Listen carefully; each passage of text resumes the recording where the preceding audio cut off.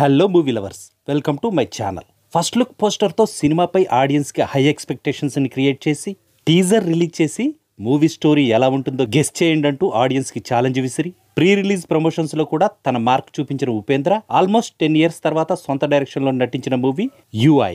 ఈ మూవీ ఎలా ఉందో ఈ రివ్యూలో చూద్దాం.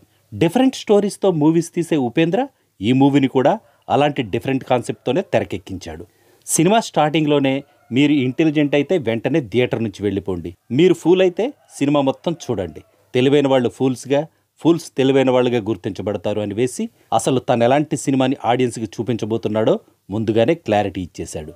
ఈ మూవీలో 2040లో ఈ వరల్డ్ ఎలా ఉంటుందో సెటైరికల్గా చూపించాడు. కల్కి 2898 ADలో లాగా కల్పిత ప్రపంచంలా కాకుండా రియాలిటీకి దగ్గరగా ఉండే ఒక ప్రపంచాన్ని చూపించాడు. ఎన్ని వందల ఏళ్లు గడిచినా ఈ సమాజం ఇలాగే ఉంటుందని, పూర్ అండ్ రిచ్ డిఫరెన్స్ అలాగే ఉంటుందని, హీరోల కోసం ట్విట్టర్లో ఫ్యాన్ వార్స్ చేసుకునే VP ఫ్యాన్స్లో ఎలాంటి మార్పు ఉండదని సెటైరికల్గా చూపించాడు. యూఐ అంటే ఉపేంద్ర ఇంటెలిజెన్సా, యూఐ అంటే యూనివర్సల్ ఇంటెలిజెన్సా, లేదా యూఐ అంటే నువ్వు నేను అనే?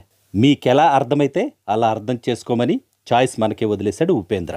ఈ మూవీ కోసం హీరోగా, డైరెక్టర్గా తనలోని క్రియేటివిటీని వేరే లెవెల్లో వాడేశాడు ఉపేంద్ర. తనకే సొంతమైన డిఫరెంట్ టేకింగ్తో చాలా డేస్ తర్వాత మళ్ళీ ఉపేంద్ర రేంజ్లో ఉందనిపించింది ఈ మూవీ. ఫస్ట్ హాఫ్లో సైకో లవ్ ట్రాక్ వింటేజ్ ఉపేంద్రని గుర్తు చేస్తుంది. ప్రపంచాన్నేలే కల్కి అవతారంగా ఉపేంద్ర యాక్టింగ్ సూపర్బ్. దాదాపు 100 కోట్ల బడ్జెట్తో తెరకెక్కిన ఈ మూవీలో 2 క్లైమాక్స్లు పెట్టాలనే అద్భుతమైన ఆలోచన మాత్రం మైండ్ బ్లోయింగ్. ఒక్క మాటలో చెప్పాలంటే ఈ movie Upendra one man show. Ajaneesh Loknath background music కూడా ఈ మూవీకి చాలా ప్లస్ అయింది. అయితే ఈ మూవీలో ఉపేంద్ర చెప్పాలనుకున్న విషయాలు అందరికీ అంత ఈజీగా అర్థం కావు, అర్థమైనా కూడా అంత ఈజీగా డైజెస్ట్ చేసుకోలేరు. ఇలాంటి సెటైరికల్ మూవీని అర్థం చేసుకోవాలంటే ఆడియన్స్ కూడా సెన్సిబుల్గా ఉండాలని నా అభిప్రాయం. ఫైనల్గా చెప్పాలంటే మీ ఐక్యూని టెస్ట్ చేసే UI movie must watch in theatres. That's all in this review friends. మళ్ళీ నెక్స్ట్ రివ్యూలో కలుసుకుందాం. Thank you for watching.